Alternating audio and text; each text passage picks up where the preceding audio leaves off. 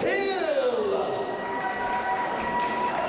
And his opponent, fighting out of the red corner, from the Rees Academy,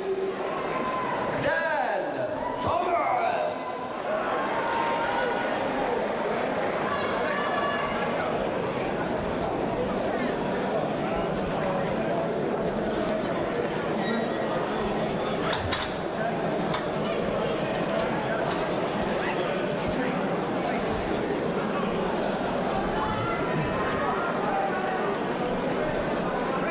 Mixed martial arts action. Stephen Hill from the blue corner versus Dan Thomas from the red. Stephen Hill, coming from the Fighting Tiger, has been working on his striking, but he's a wizard on the ground. He looks to pass very rapidly and secure a submission. But here, he finds himself in the guard of Dan Thomas. Dan Thomas doing the correct thing. He's breaking the posture down. Stephen now looking to get his right arm out of that position and posture up like you want to put his head to the sky. To break from this position, he needs to get out of the guard of Dan Thomas. Mixing up with strikes nicely, giving him the opportunity to get out of that position. It's a game changer when you come to MMA, coming from a jiu-jitsu background. When you get punched in the face, it makes a difference. Dan Thomas doing a good job of utilizing that posture grip to alleviate any hard punches, but Steve here now, he's sprawling his hips down to the mat. He'll look to pass.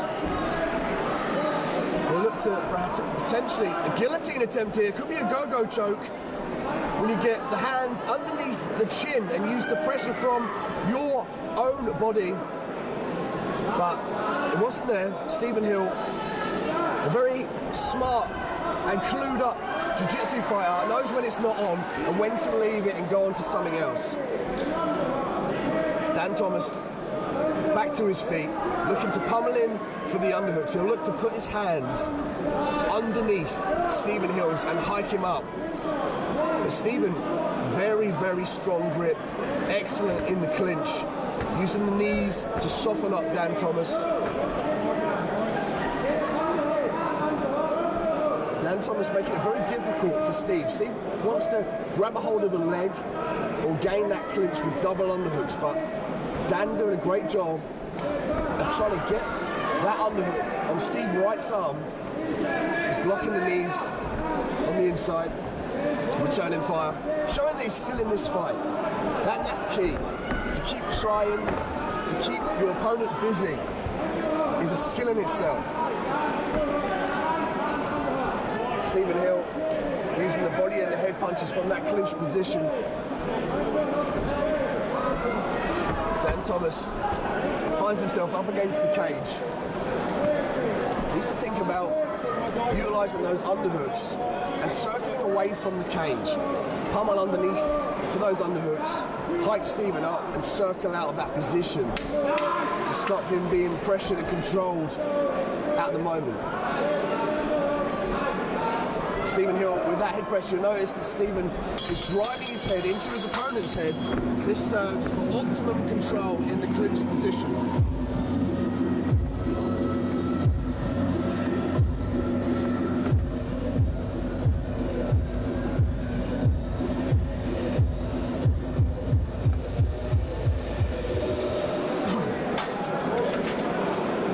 Second round, MMA action, 84 kilos, Stephen Hill versus Dan Thomas.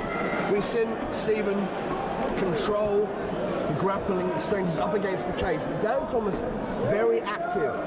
Now, in these later rounds, it tests the cardio because that kind of grappling really takes it out of you. It's almost the unsung hero of grappling is endurance. And as we see Dan Thomas now off his back, utilizing one foot on the hip, the left side hip, trying to work up back to guard, I believe, controlling the head very well. If he lets go of that head, Stephen has the opportunity to posture up and land some decisive, powerful punches. But by breaking down that posture, takes that away from him. At the moment, Dan Thomas could be looking for an armbar on the left side, but Stephen senses that and draws the arm back in.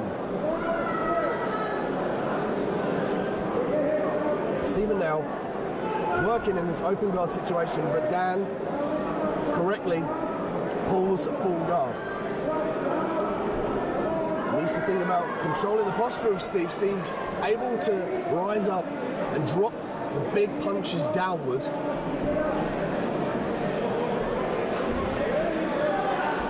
Dan Thomas on the bottom, controlling the head. He needs to think about perhaps using a sweep to reverse and end up on top, or use that cage to stand up.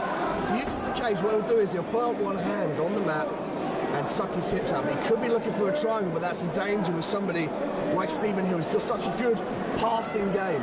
If you open the legs, open the guard, and give an opportunity, he will take it with both hands. As we see him now trying to knee slice on the left side of Dan Thomas. Thomas utilising the overhook. Now he finds himself in the half guard with Stephen on top. Stephen pinning the head down.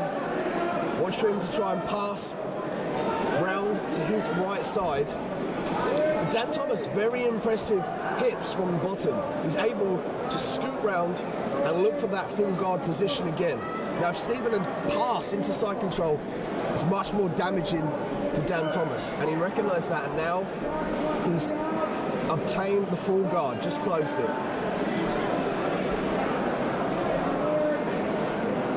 Stephen very happy to bury his head, keep his weight low and fire off these punches and wait for the ample opportunity. He's not rushing here, but now we could have the back.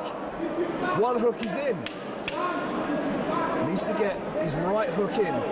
But Dan, very, very strong in the legs, able to stand up and stop Stephen getting both those hooks in. Very good work by Dan Thomas.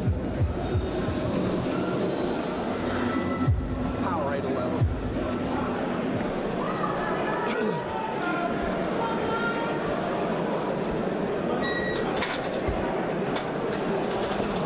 Round 3 in this MMA matchup from Stephen Hill and Dan Thomas. So far we've seen Stephen dominate on the ground. Now let's see if Dan Thomas uses his footwork to keep this fight standing. He's got some good hip movement on the bottom, but Stephen's downward pressure is just able to nullify that.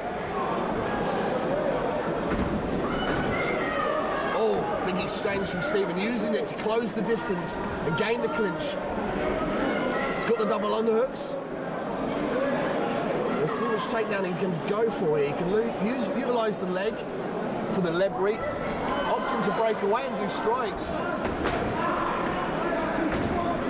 Dan Thomas now stalking Stephen Hill. Stephen using that planted stance suggests to me he's looking for that power rear hand. When a fighter drops down his weight, he's using the power from the ground and transfer it all the way up. Stephen, oh, well timed, double leg, caught the kick, now in side control. Now this is where Stephen is very strong. When he's on top of you, he's able to fire off punches and he's able to dominate people. He's looking for the Kimura here. He's hooped his arm around the left arm of Dan Thomas.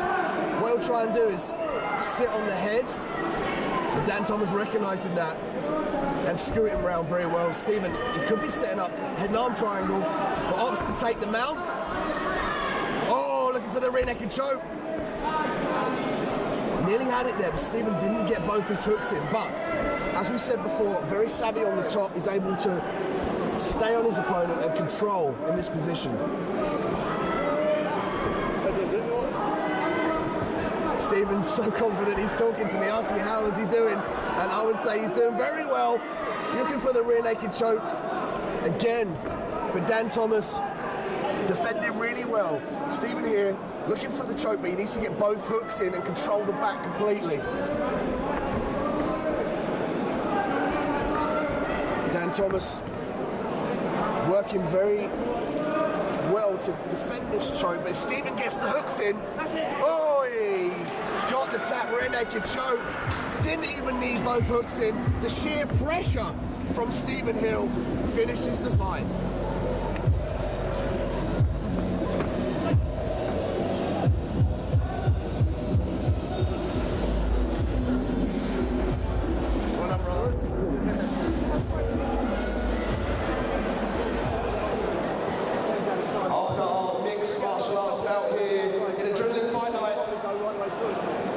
come to a finish from the blue corner by way of